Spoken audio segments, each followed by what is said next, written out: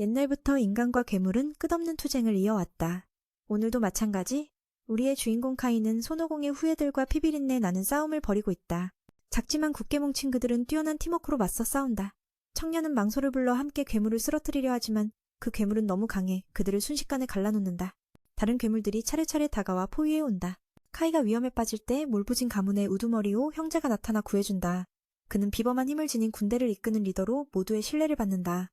꼴이 돼지 원숭이들에게 경고를 주기 위해 그는 몸 안에 깃든 토신의 힘을 각성시킨다. 그 후 그의 문신은 신성한 휘장으로 불리며 토신이 그에게 축복을 내렸다는 증거가 된다. 강화된 그는 몇 마리의 괴물을 손쉽게 제압한다. 이를 본 원숭이 무리의 우두머리가 나타나 도전장을 내민다. 그 또한 특별한 힘을 지닌 존재다. 이들의 싸움은 선택받은 자들의 전투였다. 그는 인간의 언어를 구사하며 전투를 끝내자고 제안하지만 두 강자는 격렬히 부딪힌다.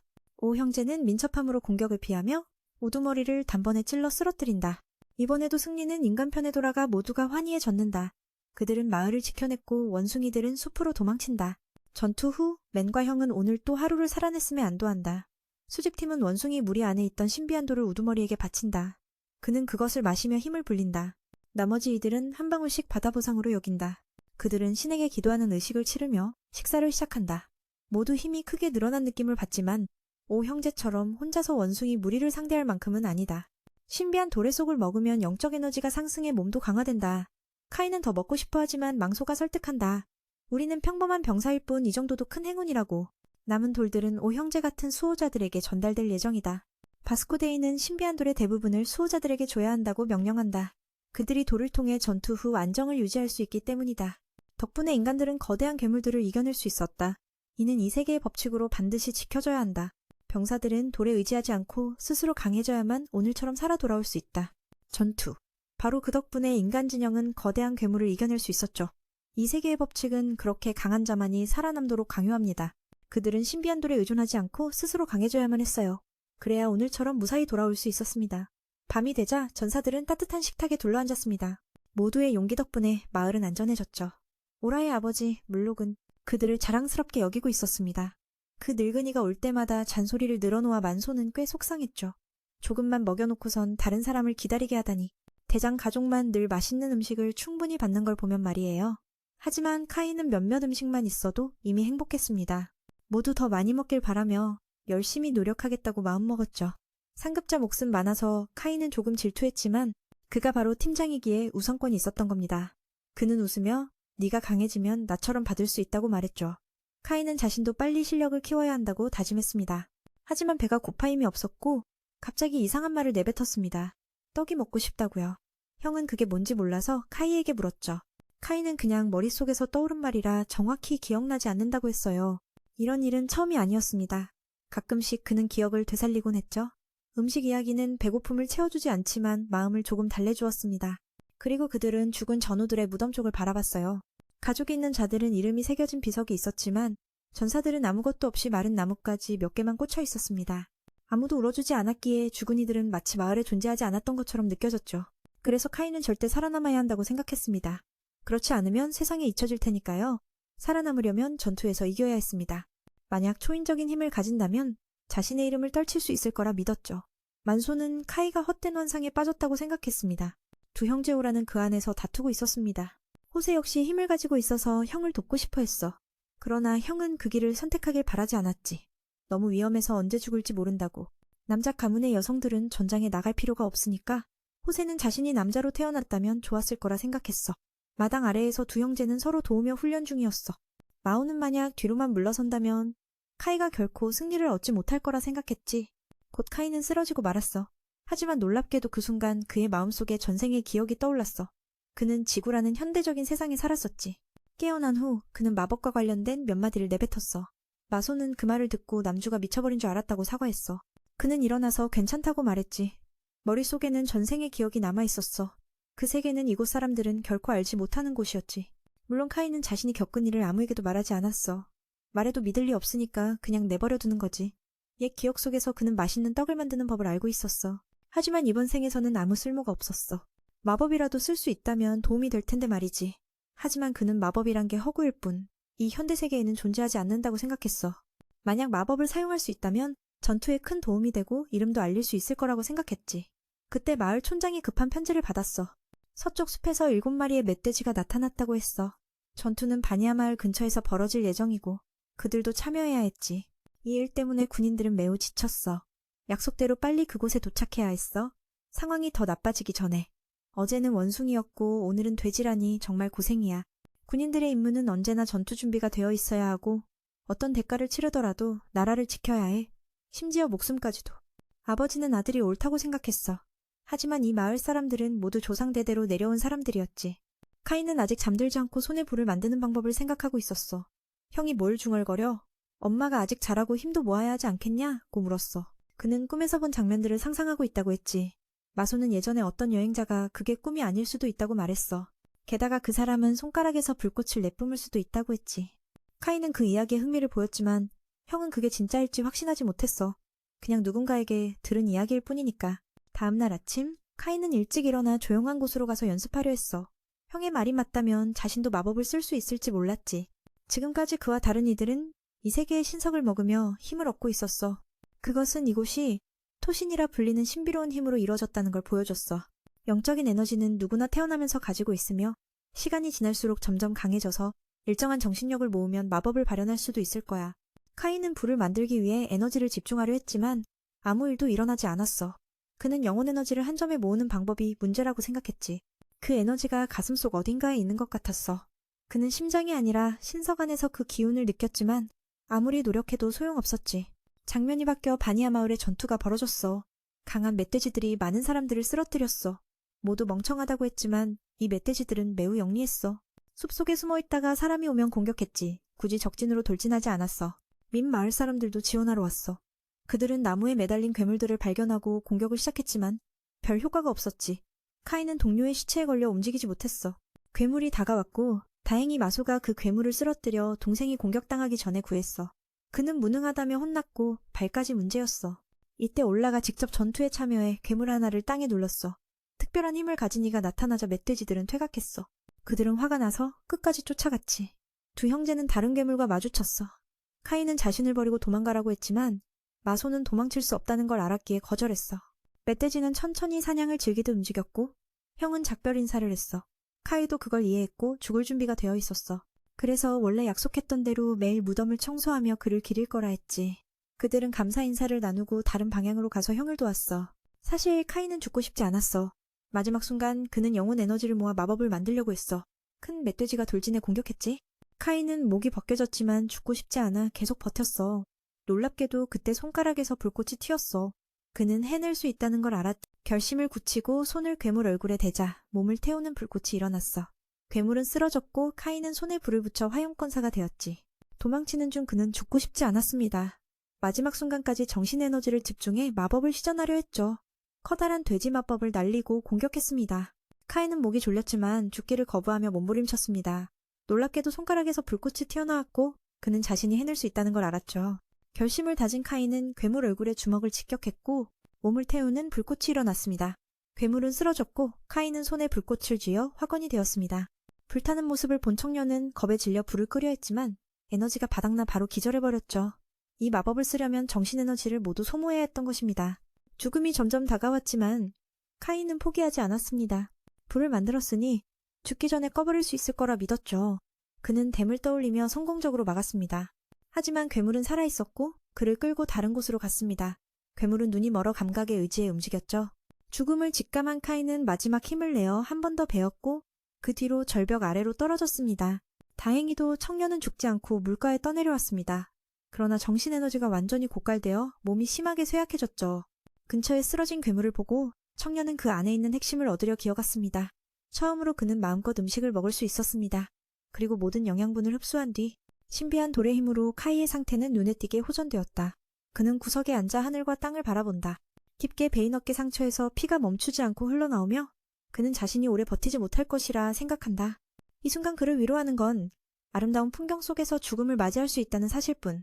그리고 그는 이내 의식을 잃는다. 장면은 마을로 전환되고 사람들은 밤중에 매복을 두려워하며 경계심을 늦추지 않는다. 맨손은 혼자 슬픔에 잠겨 앉아있다. 그는 그 동생을 꽤나 아끼고 있었다. 반면 맨은 달빛 아래서 잠에서 깨어난다. 마치 아무 일도 없었던 것처럼. 어제 죽을 뻔했던 그가 신기하게도 상처가 점점 회복되고 아픔도 사라진 것 같다. 그는 신비한 돌을 먹고 즉시 치유된 거라 믿는다. 물을 비추어 자신의 모습을 확인한 순간 그는 자신이 신의 축복을 받았다는 사실을 깨달았다. 그의 얼굴에 새겨진 신성한 문양은 누구보다도 짙었고 무엇보다 자신이 운명의 인장을 가진 사람임을 알게 되었다. 돌 조각을 살펴봤지만 이해하지 못한 채 그는 서둘러 돌아가려 했다. 선택받은 자임을 생각하지도 않은 채였다. 높은 곳으로 올라가려던 순간 인장이 활성화되어 제어할 수 없게 되었다.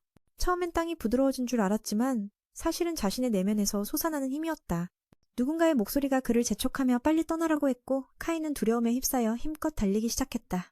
덕분에 1분도 안 되어 절벽을 뛰어넘어 탈출할 수 있었다. 새 힘을 준 매는 놀라움에 가득 찼다. 이것이 자신이 평생 갈망해온 감각이었다. 신의 보호에서 오는 힘인지 의심했지만 자신이 한 일은 없었다. 첫 생각은 이 힘 덕분에 더 많이 먹을 수 있다는 것. 하지만 갑자기 걱정이 밀려와 신성한 문양의 비밀을 찾기 전까지는 아무에게도 말하지 않기로 결심했다. 마을에서는 전사들이 동료를 묻으며 슬퍼하고 있었고 맨손은 동생의 시신을 찾지 못해 마음이 무거웠다. 그러다 갑자기 그가 웃으며 이름을 부르자 모두 기뻐했다. 전쟁이 끝나고 사람들은 일상으로 돌아갔다. 하지만 카이가 쉬지 않고 일하며 힘을 과시하는 모습에 모두가 놀라워했다. 그가 물에 비친 자신의 모습을 보니 인장은 아직 나타나지 않아 다행이라 생각했다. 만약 모두가 알게 되면 질문이 쏟아질 것이 분명했다. 사람들은 동생의 이상한 변화를 이야기했고 왜 이렇게 강해졌는지 물었다. 카이는 거짓말을 했다. 바투는 신비한 돌을 많이 먹었고 바니아 마을 전투에서 숲속의 적들을 죽이며 심한 부상을 입은 몸으로 10개가 넘는 돌을 한꺼번에 먹어 이 힘을 얻었다고. 대장은 의심하지 않고 그래서 그가 이렇게 강해진 거라고 믿었다. 돌을 많이 먹어 엄청난 힘을 얻은 자들이 있다는 이야기를 들어봤기 때문이다. 하지만 그렇게 많은 돌을 소유할 권리는 없었다. 그럼에도 불구하고 지금 이 순간 카이는 자신이 가진 힘의 진실에 대해 아무 말도 하지 않고 비밀을 지키기로 했다. 이 이야기는 신의 축복과 그로 인한 변화, 그리고 그 힘을 둘러싼 미스터리가 앞으로 펼쳐질 서사의 전조였다. 평범한 마을 사람들 사이에서 벌어지는 전쟁과 그 후의 일상, 그리고 한 청년이 겪는 신비롭고도 고통스러운 운명의 여정을 통해 우리는 무엇을 느끼게 될까? 그의 내면에서 일어나는 갈등과 성장, 그리고 누군가가 그에게 건네는 믿음 한 조각이 이 이야기의 진짜 힘이 아닐까. 바투가 신비의 돌을 먹고 얻은 힘은 단순한 신체의 강화가 아니라 운명과 맞닿은 특별한 축복이었다.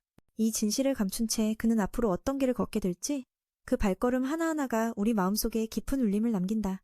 생사를 건 전투였기에 어쩔 수 없이 받아들여야 했어. 동생이 마침내 자신의 인생 진리를 찾은 것 같아 보이더라. 대화 중에 카이가 여자 학생의 관심을 받았고 엘사는 다른 여자애들에게 누굴 좋아하냐는 질문을 받아 부끄러워 자리를 피했어.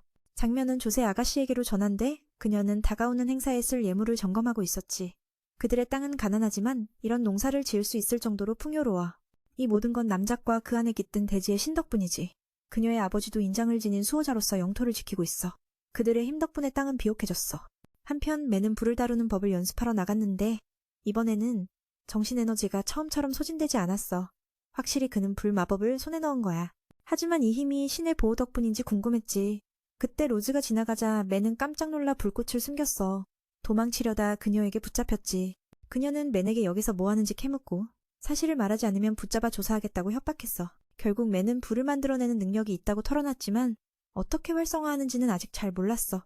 그저 죽음 직전 우연히 이 능력이 깨어났을 뿐이었지. 조세는 이런 이야기를 많이 알고 있어. 자신이 특수한 능력을 가진 사람일지도 모른다고 말했어. 중부 지역의 특별 가문 구성원들이 사용하는 신비한 힘. 이 능력이라 불리는 그것 말이야. 몇몇 수도승들도 이 말을 듣고 놀랐는데 자신 말고도 능력을 가진 이들이 더 있다고 했어.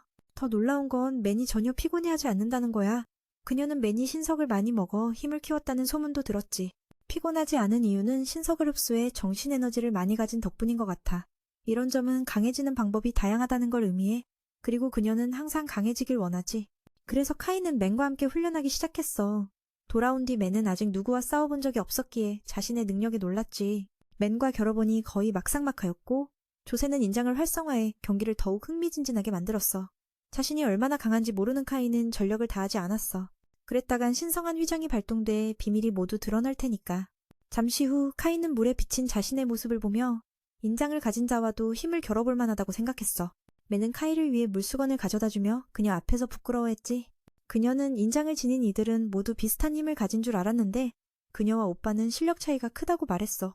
조세는 자신이 아버지와 오빠에 비해 아직 부족함을 인정했지. 이 힘은 그 안에 깃든 신의 힘에 따라 달라지고 신성한 휘장에 너무 의존하지 않으려면 꾸준히 훈련해야 해. 카이는 그녀가 굳이 고생할 필요가 없다고 생각했지만 그 말에 그녀는 화를 냈어. 여성이라도 인장을 지녔다면 영토를 보호해야 할 책임이 있으니까.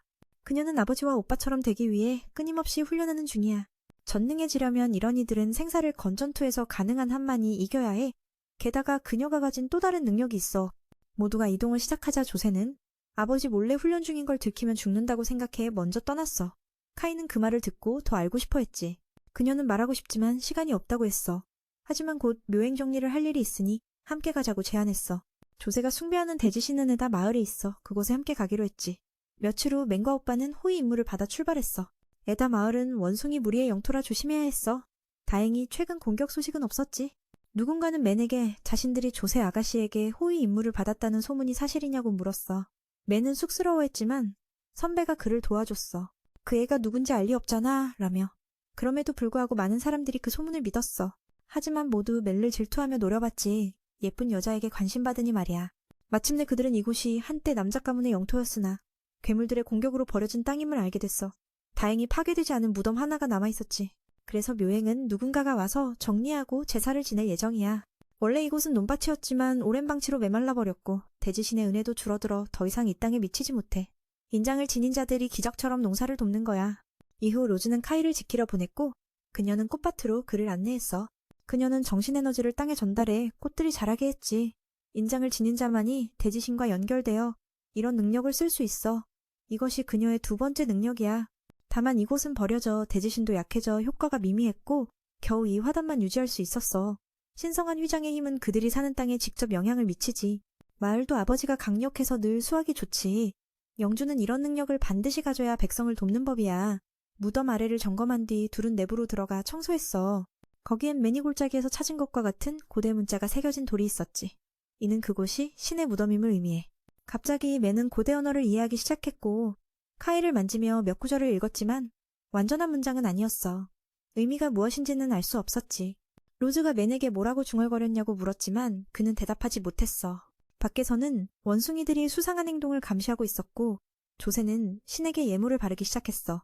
그녀는 언젠가 자신이 강해지면 이 땅이 다시 번영하고 사람들이 돌아올 거라고 바랐어. 인장을 지닌 자는 책임도 함께 지는 법이지. 카이도 이런 이야기에 감탄했어. 그들이 위로 올라왔을 때 괴물들이 나타났고 무덤을 숨겼어. 로즈는 부하에게 떠나라고 강요당했지만 결국 포위당했지. 자신의 꽃이 짓밟히자 그녀는 위협하며 맞섰지만 두려움도 보였어. 그 모습에 카이가 달려들어 두 마리를 혼자 물리쳤지. 그 순간 조세는 맨의 몸에 가득한 신성한 휘장을 봤어. 그러나 곧 휘장은 사라져 그녀는 환각인 줄 알았지. 보고 후 조세는 오빠에게 꾸중을 들었어. 인장을 활성화했지만 적에게 겁먹었다는 이유에서였어. 역시 딸은 싸움 배울 필요가 없다는 말에 반박하지 못했지. 아버지는 그래도 무사히 돌아온 게 다행이라며 안도했어. 중원지방에서 검사관이 곧 도착할 예정이라 올라는 순찰 임무를 받았어. 그는 군인들에게도 이 사실을 알리라는 명령을 받았지. 쟤는 아무 쓸모도 못한 자신을 아버지에게 미안해했고 카이 이야기에 대해서는 그 젊고 강인한 청년을 만나길 기대하고 계셨어. 이 신참이 저런 원숭이들을 쓰러뜨리다니. 정말 대단한 녀석이라고. 한편 그는 여기서 사람들에게 놀림을 받고 있었어. 사람들이 그에게 지금은 폐허가 된 애 마을의 영웅이라고 묻자 그는 그저 용감한 척했을 뿐이라며 얼버무렸어. 하지만 모두가 그 얘기를 다 들었고 그는 조세 아가씨와 매우 친한 사이였지. 마을의 여성의 회원들도 그를 주목했고 대장이 와서 동생을 도와줬어. 여성들이 평가한 바로는 오직 카이만이 훌륭한 인물이 될 가능성이 있다고 했지. 그 말을 들은 옆에 있던 여동생도 눈이 반짝이며 그에게 관심을 가지기 시작했어. 엘사는 주위 사람들에게 좋아한다면 그를 차지하라고 충고받았지.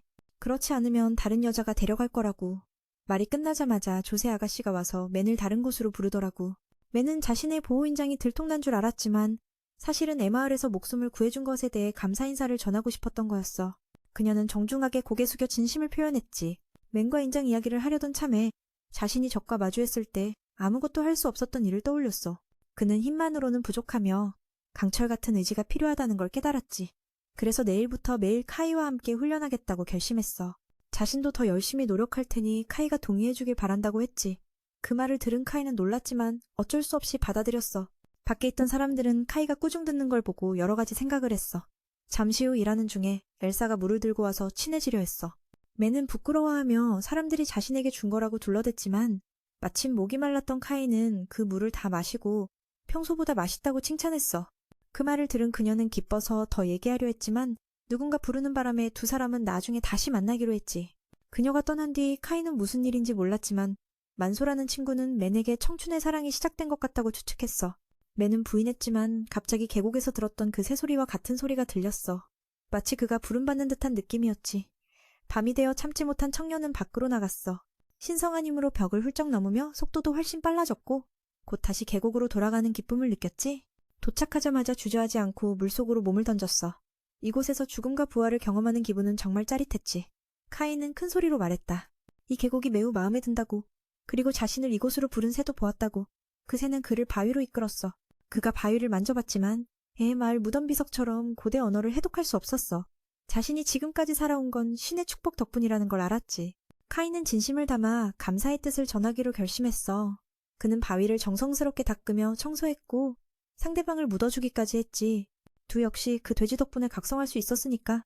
일을 마친 뒤 그는 높은 곳으로 올라가 탐험했어.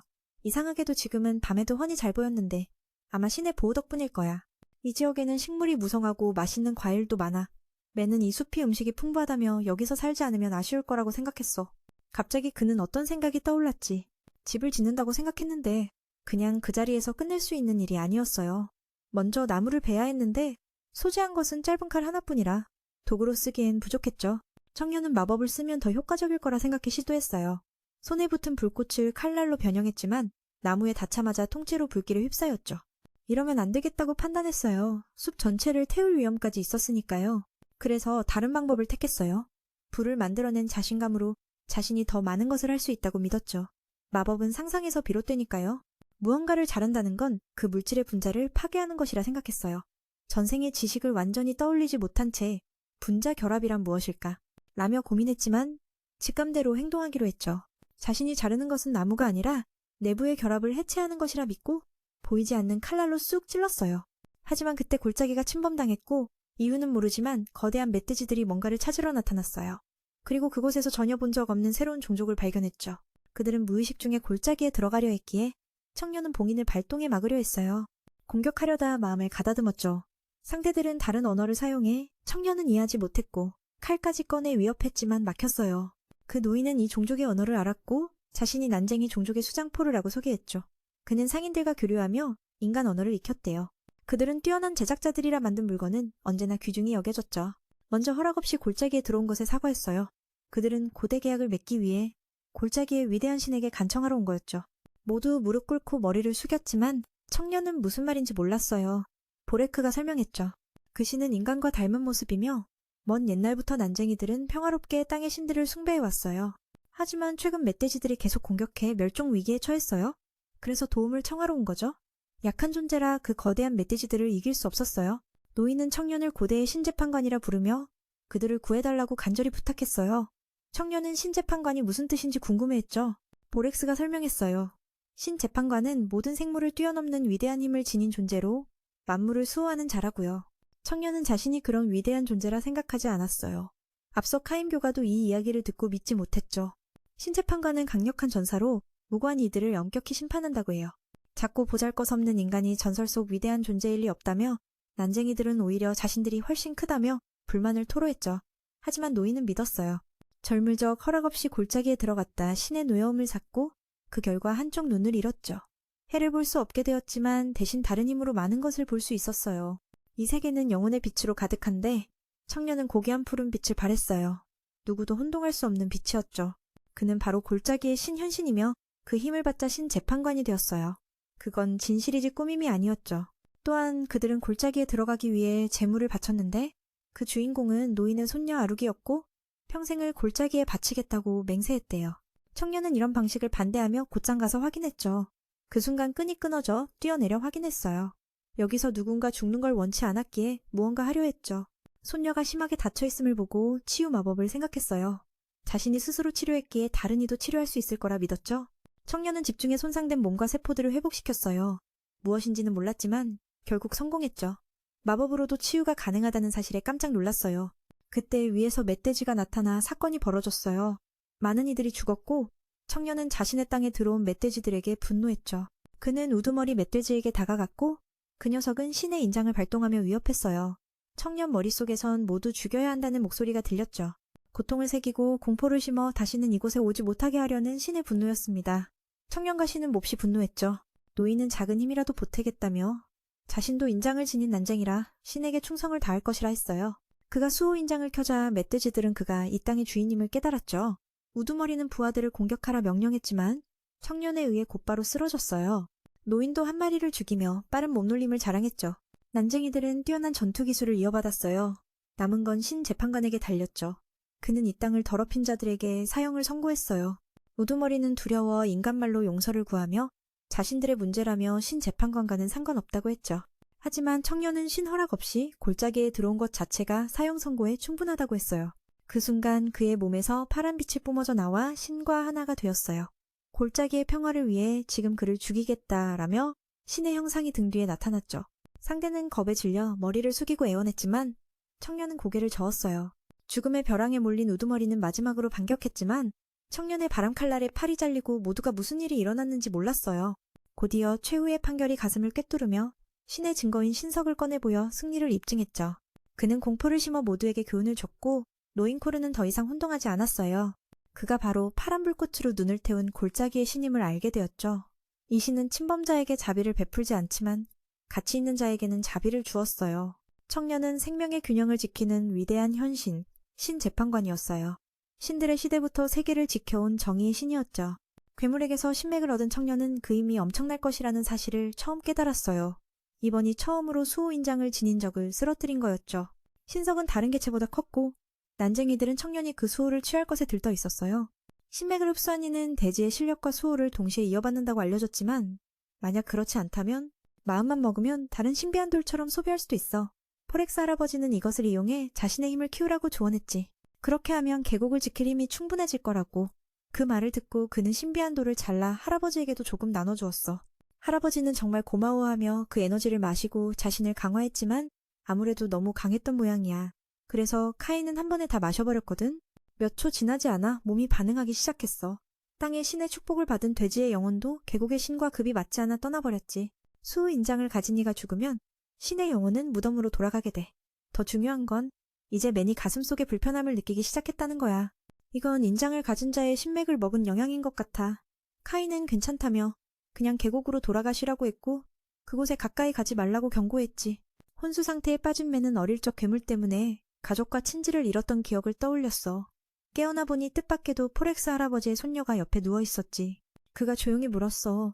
여기서 뭐하고 있냐고? 왜 집에 가지 않냐고? 아루이는 수호신을 걱정해서 그에게 돗자리를 덮어주었고 자신도 계곡의 신에게 헌신할 것을 맹세했어. 그래서 카이에게 부족민의 부탁을 들어달라고 했지.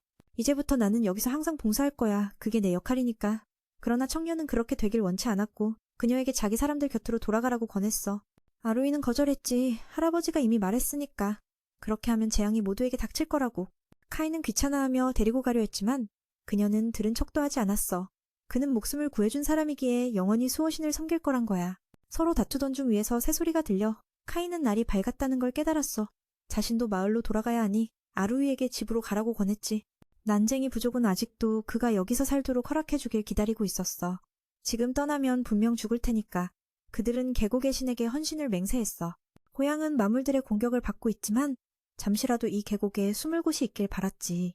모두가 고개 숙인 모습을 본 신은 그 판단에 동의할 수밖에 없었어. 다만 그들이 계곡 아래로 내려가지 못하도록 금지했지. 떠나려던 찰나 할아버지는 맨에게 위험을 피하라는 몇 마디 조언을 남겼어. 마을로 돌아간 후 그는 약속 장소로 달려가 조세 아가씨와 대련을 시작했어. 그녀는 맨에게 왜 이렇게 늦었냐고 물었지. 맨은 자기도 모르게 잠들었다고 둘러대며 훈련을 시작했어. 한편 남작 비니 만소를 찾아와 카이가 어디 있냐고 물었어. 그런데 갑자기 둘은 맞붙게 됐지. 모두 놀랐어. 남장님이 오늘 훈련 상대로 맨을 고르다니. 이유는 매니전에 용감하게 아가씨를 지켰기 때문이었어. 그래서 아버지가 그의 실력을 확인하고 싶었던 거지. 두 형제는 진지하게 지켜봤어. 카이는 이런 일이 일어나길 원치 않았고 절대 비열한 수단을 쓰지 말라는 충고를 들었지. 남장님이 화를 내면 좋을 게 없으니까. 청년은 긴 꼬리 원숭이, 무리를 물리칠 만큼 강한 평가를 받았어. 물론 이건 대련일 뿐이라 죽지 않지만 말이야. 다행히 아침에 포렉스 할아버지에게 신의 인장을 숨겨야 한다고 주의받았지. 맨은 이 힘을 막 물려받았기에 이를 노리는 다른 인장 소지자들이 있다는 게 약점이었어. 모든 힘을 완전히 통제하기 전까지는 누구에게도 들키면 안 돼. 카이는 신성한 휘장이 나타나지 않도록 스스로를 억제해야 한다는 걸 알고 있었어. 전투는 즉시 시작되었고 예상대로 남작은 엄청난 힘을 지녔어. 그가 사용하는 무기는 매우 무거웠지만 뛰어난 기술로 인해 맨의 신성한 휘장이 눈부시게 빛나기 시작했지. 올랐다. 다행히도 아직 아무도 눈치채지 못했다. 모두가 빈 남장님만 바라보고 있었고 그 순간 그 존재는 사라져버렸다. 덕분에 그는 계속 싸울 수 있었다. 그 눈빛을 본 남장님은 매우 만족스러워하며 기분을 더 즐기고 싶어 했다.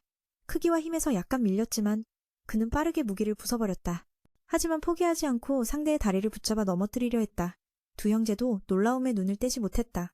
이 녀석이 아버지의 다리를 들어 올릴 힘이 있다니 믿기 어려웠다. 남장님은 무릎으로 상대를 튕겨내며 거리를 벌렸다. 오라. 이를 보고 기뻐하며 자신보다 강하지 않다는 사실에 안도했다. 송카이는 숨을 헐떡이며 지쳤다. 빈 남장님은 만족스러운 미소를 지으며 이 청년이 마음에 든다고 말했다. 그래서 투마이는 직접 그 청년을 훈련시켜 더 강하게 만들기로 결심했다. 그는 좋아하지 않았지만 명령이라 어쩔 수 없이 따랐다. 속으로는 이 부자가 왜 자꾸 자신을 싸움에 내모는지 의아해했다. 로즈도 기뻐했다. 이곳에는 아버지와 맞설 만한 힘을 가진 이가 아무도 없었기 때문이다. 그녀는 내일 더 엄격해져야겠다고 다짐했다. 몇 형제가 도와주러 왔지만 모두 청년이 맞는 모습을 보고 웃음을 참지 못했다. 마오는 장난스럽게 걱정 마. 죽으면 제대로 장례 치러줄게 라고 말했다. 엘사는 이 광경을 보며 카이가 걱정스러웠다. 사실 그녀는 어릴 때부터 그를 알고 있었고 그래서 늘 관심을 가졌던 것이다. 며칠 후 밤이 찾아오자 청년은 또 잠에서 깨어 골짜기로 향했다.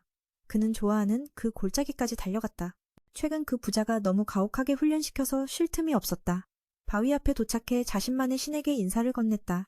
그런데 옆에 새로 지어진 작은 집이 있는 걸 발견했다. 안으로 들어가 보니 아루기가 반갑게 맞이했다. 며칠간 그녀는 스스로 이 집을 짓고 그를 기다리고 있었다. 아루기가 난쟁이들이 몰래 들어오지 않았느냐고 물었고 청년은 아니라고 답했다. 그녀는 그의 손에 상처가 많다는 걸 보고 믿음이 갔다. 하지만 그는 쫓겨나야 했고 그녀는 그걸 거부했다. 똑똑한 아루기는 음식을 꺼내 유인했다. 이상하게도 그녀는 여기서 많은 것을 수확했고 요리 솜씨도 뛰어났다. 보기만 해도 군침이 돌았다. 먹는 게 곧 치욕이지만 너무 맛있으니 어쩔 수 없지. 아루기는 그런 그에게 랍스터까지 가져왔다. 그는 어린 시절부터 이렇게 많이 먹어본 적이 없다고 말했다. 정오가 되어 마을로 돌아와 일을 마친 후 청년은 3배나 더 많은 음식을 받았다. 친절한 다이 할머니가 그가 요즘 너무 힘들어 보여 안쓰러워서였다. 형제들은 공평함이 어디 있냐고 물었지만 그는 개처럼 꾸중을 들었다. 일은 적게 하면서 욕심만 부린다고. 카이는 거의 밭 하나를 다 일구었는데도 말이다. 말이 맞는 듯 했지만 형들은 여전히 불만이었다. 그때 밖에서 마누가 장난스럽게 청춘이 왔다. 꼬했고 엘사는 그 모습을 보고 음식을 덮어주었다. 형은 그녀가 자신을 좋아한다고 생각했지만 곧 바로 음식이 되돌아왔다. 이후 시간이 날 때마다 카이는 골짜기에 와서 아루기를 도와 일을 했다. 낮에는 귀부인과 훈련을 하고 점심때는 밭일을 했다. 모든 일이 순조롭게 흘러갔다. 카이는 난쟁이 소녀에게 점점 호감을 느끼기 시작했다. 혼자 사는 그녀가 조금 불쌍해 보여 시간이 날 때마다 놀러갔다. 게다가 난쟁이 족속이 다시 번성하는 모습을 보며 기뻐했다.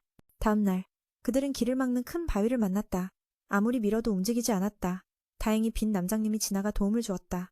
그의 힘으로 사람들은 믿지 못했지만 그 순간 큰 바위가 들어 올려져 모두가 감탄했다. 그 힘 덕분에 새 땅은 비옥해졌고 이제 수확량이 더욱 늘어날 것이 분명했다. 그 밤 동력을 받은 카이는 식물을 키우는 법을 배우기 시작했지만 실패했다. 그는 수호인장을 가진 자로서 아직 더 배워야 한다고 느꼈다. 며칠 후 엘사가 밭으로 나가는 걸 보고 카이가 다가가 물었다. 그들은 최근에 아주 친해졌다. 그녀는 올해 꽃밭이 특히 아름답다고 말했다. 처음 이 씨앗들은 옛 마을에서 가져온 것이었다. 그 마을이 불타버렸을 때 주민들이 꽃을 구하려고 씨앗을 챙겼다. 마을은 사라졌지만 꽃은 더 많아졌다. 그게 위로가 됐다. 이 말을 듣고 카이는 그녀가 자신과 같은 마을 출신임을 깨달았다. 엘사는 그가 고향을 잊었다고 눈살을 찌푸렸다. 그는 어릴 적이라 얼굴을 기억하지 못했다고 변명했다. 엘사는 그의 행동을 보며 칭찬했다. 그가 남작과 귀부인의 관심을 끌었다고 했다. 카이는 겸손하게 그들에 비하면 아직 배울 게 많고 더 강해져야 한다고 말했다. 가족이 없는 사람은 더 강해야 한다. 이 말은 그가 어렸을 때도 했던 말이다.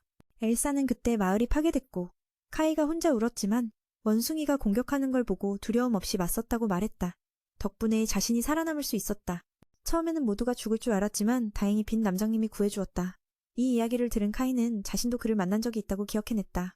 그는 반드시 더 강해질 것이라 다짐했다. 당시 그는 절망했었다. 모두가 죽음을 기다릴 때 자신은 아무것도 할 수 없었다.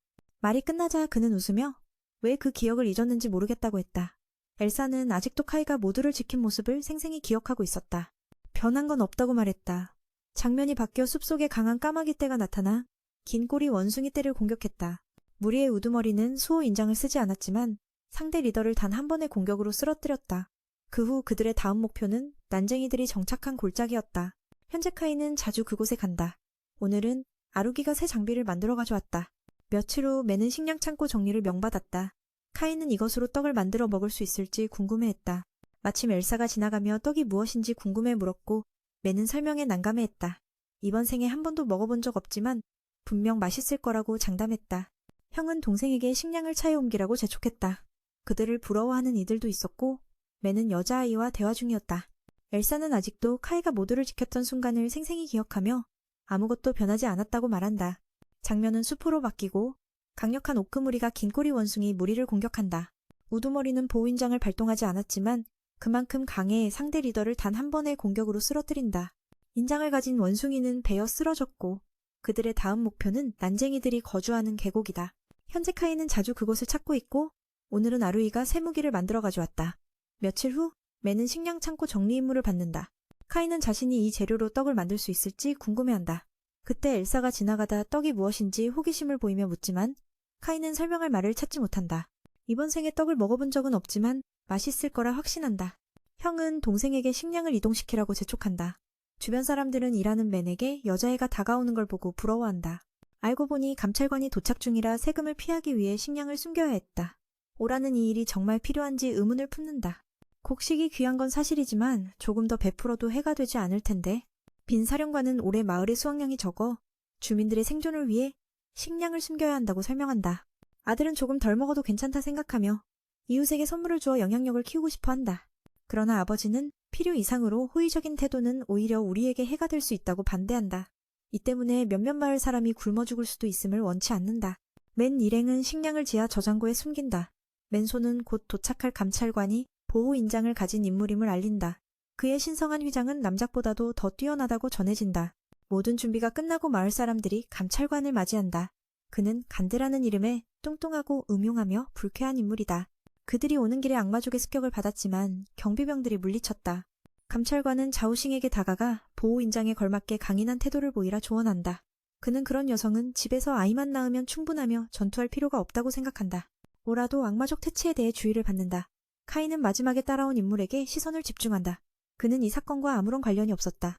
그는 나다라 불리며 수도원 M에서 파견된 자라했다. 곧 검사단은 창고에 들러 물품을 점검했다. 올해 수확량이 적자 그는 군주의 수련태만이 생산에 악영향을 준다고 조롱했다. 남작은 분명 열심히 훈련하지 않는다고 생각하며 근처 외딴 마을이 수확량을 숨긴다는 음모를 제기했다. 하지만 이 남작은 그럴 리 없다 했다. 비는 날씨 탓을 하며 설명했는데 간드는 그 핑계를 빌미로 머무르길 청했다. 세부자는 마음에 들지 않았지만 어쩔 수 없이 동의했다. 조제는 이 노인에게 가족이 끌려다니는 상황에 불쾌감을 감추지 못했다. 아버지는 부드럽게 설명했다. 검사 간드는 왕의 대리인으로 그가 방문하는 곳은 어디든 반드시 응대해야 한다고. 이 마을은 통일 왕국의 일부에게 무례를 용납할 수 없었다. 밖에서 카이는 수도승을 만나 이야기를 나눴다. 그는 희생자들을 위해 기도하는 그에게 감사함을 느꼈다. 뜻밖에도 수도승은 그에 대해 이미 알고 있었다. 신석을 많이 섭취해 강해졌고 둘이 닮았다고도 했다. 알고 보니 이 남자도 수도원에서 신석을 먹으며 수련하는 중이며 그것이 힘을 얻는 지름길이었다. 카이는 흥미진진하게 그에게 물었다. 다른 인장 소유자들과 비교해 얼마나 강한지.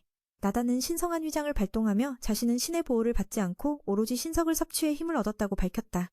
그 사이 검사 간드는 맛있는 음식들이 차려진 접대를 받았으나 촌스럽다며 만족하지 못했다. 마을 사람들은 꿈에도 닿을 수 없는 음식을 준비했는데도 간드는 더 많은 것을 요구했다.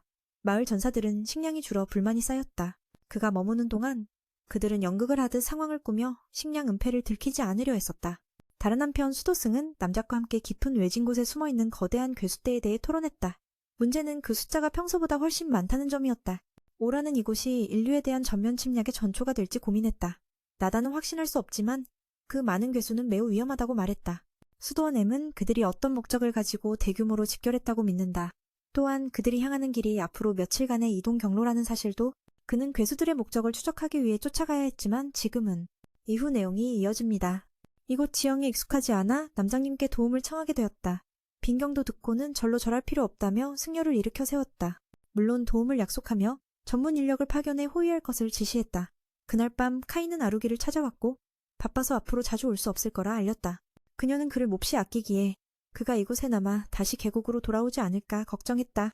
그러자 그는 걱정하지 말라며 인장을 가진 자는 반드시 자신의 땅에 책임이 있기에 반드시 이 계곡을 지킬 것이라 다짐했다. 그 후 미는 포렉스 노인을 찾아가 조언을 구했다. 그가 추측하길 그들의 목표는 이전에 여기서 쓰러뜨린 돼지들일 수 있다고 했다. 상황은 심각하지만 카인은 이미 마음의 준비가 되어 있다고 자신했다. 다음 날 아침 아가씨는 스님을 따라 배우러 가도록 보내졌다. 원래는 나모라가 담당할 일이지만 그가 지금은 탕차를 공격한 원숭이 떼를 쫓느라 바쁘다. 하지만 카이가 함께 가니 남작은 안심했다. 그때 청년에게는 여자친구가 음식을 가져다 주었다. 떡 만드는 법은 몰라도 엘사는 시간을 들여 정성껏 만들었다. 그는 선물을 받고 깊은 생각에 잠겼다. 문득 어머니를 떠올리며 수년간 흐릿했던 기억들이 떠올랐다. 말도 못 끝내기 전에 만소가 부르러 와서 고마움을 전했다. 그리하여 그들은 스님의 단서를 따라갔다. 조세 아가씨는 딸이 싸우는 것에 대해 민에게 물을까 했지만 망설여 그만두었다. 얼마 뒤 그들은 최근 원숭이와 돼지떼 사이에 충돌이 있었음을 발견했다. 곳곳에 시체가 흩어져 조세는 의아해했다. 나다는 원숭이 떼가 쫓기면서 이런 일이 생겼다고 생각했다. 원숭이 시체가 돼지보다 많다는 것은 힘의 격차가 크다는 증거였다. 그중 우두머리는 매우 강력한 개체였다. 더욱이 그들의 진짜 목표가 무엇인지는 아직 알 수 없었다. 스님은 두 사람에게 예언 이야기를 들려주었다. 이 외진 땅에 강력한 신이 나타날 것이며 이를 놓칠 수 없다고 했다. 그는 원숭이 떼를 쫓는 이유가 그 신의 무덤 위치를 찾기 위한 것이다. 그 신을 차지하는 자는 엄청난 힘을 얻는다. 수도원은 그 힘이 괴물 손에 넘어가지 않도록 해야 한다. 하지만 그 신에 대한 자세한 정보는 알 수 없었다.